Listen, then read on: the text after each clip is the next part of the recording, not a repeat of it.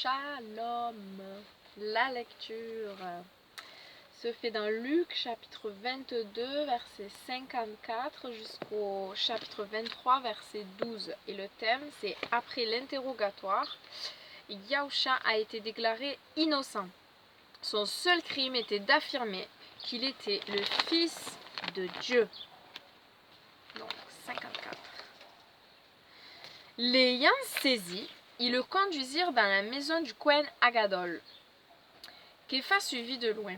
Mais quand ils eurent allumé un feu au milieu de la cour et fait un cercle tout autour, Képha se joignit à eux. Une des servantes qu'il avait vu assis à la lumière du feu le regarda avec insistance et dit « Cet homme aussi était avec lui. » Mais Képha le nia et lui dit « Jeune femme, je ne le connais même pas. » Peu après, une autre personne l'aperçut et dit « Tu fais aussi partie de leur groupe ?» Mais Képha répondit « Homme, je n'en suis pas. » Environ 1 heure plus tard, un autre homme déclara de manière catégorique « Il n'y a aucun doute à avoir, cet homme était avec lui, car il est également de la Galile. » Mais Képha répondit « Homme, je ne sais ce que tu veux dire. » Et au même instant, tandis qu'il parlait, un coq chanta. Le Seigneur se retourna et regarda fixement Képha, et Képha se souvint de ce que le Seigneur lui avait dit. « Avant que le coq ait chanté aujourd'hui, tu m'auras renié 3 fois. » Et Képha sortit et pleura amèrement. Pendant ce temps, les hommes qui gardaient Yahusha se moquaient de lui. Ils se mirent à le battre, lui voilèrent le visage et lui demandèrent « Et maintenant, à toi de prophétiser. Qui t'a frappé cette fois-ci » Et ils continuèrent à lui adresser des injures. Au petit matin, le conseil des anciens du peuple, qui comprenait les chefs kohanim et les enseignants de la Torah, s'assembla et ils le conduisirent devant le Sanhédrin. Là, ils lui dirent « Si tu es le Mashiach, dis-le-nous. » Il répondit « Si je vous le dis, vous ne me croirez pas, et si je vous le demande, vous ne me répondrez pas.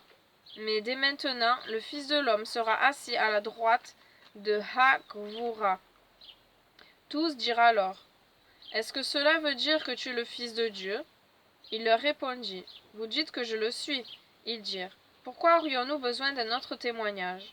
Nous l'avons nous-mêmes entendu de sa propre bouche. » Après cela, tout le Sanhédrin se leva et ils amenèrent Yahusha devant Pilate, où ils se mirent à l'accuser. « Nous avons trouvé cet homme pervertissant notre nation, nous empêchant de payer l'impôt à l'empereur et prétendant qu'il est lui-même le Messie, un roi. » Pilate lui demanda « Es-tu le roi des Juifs ?»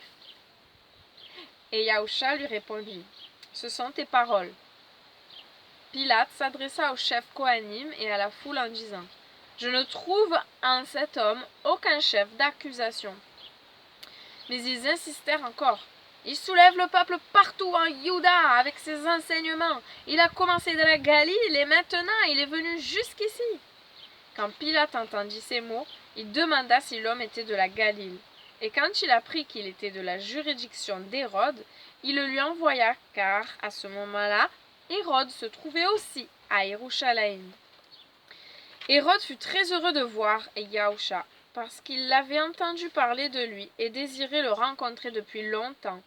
En effet, il espérait le voir faire quelques miracles. Il l'interrogea longuement, mais Yahusha ne lui répondit rien.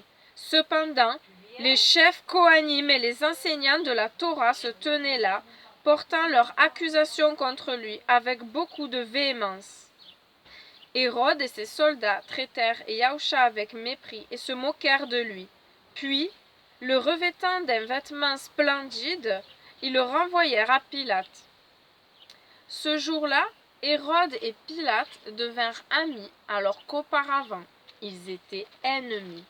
Incroyable, n'est-ce pas?